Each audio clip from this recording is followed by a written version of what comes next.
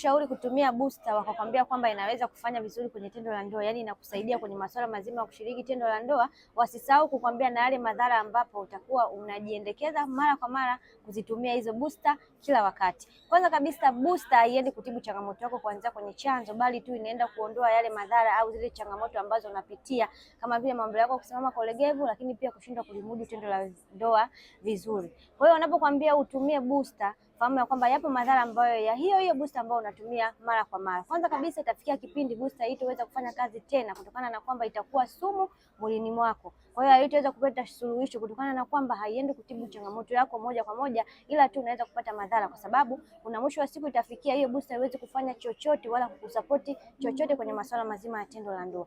Cha kufanya, tafuta suluhisho la moja kwa moja kwenda kuondoa changamoto yako ili uweze kurudi kwenye hali yako ya kawaida na upate suluhisho la moja kwa moja, lakini sio kwenda kuondoa zile dalili ambazo za changamoto yako ambayo unapitia. Ondoa madhara, ondoa changamoto ili uweze kupona na kurudi kwenye hali yako ya kawaida na kuweza kurudisha ulijali wako, lakini sio kutumia booster, wala hazina suluhisho lolote. Wasiliana na mimi na Uzazi kwa sababu ninalo suluhisho kutibu changamoto yako ili uweze kupona na kurudi kwenye show kwa kishindo.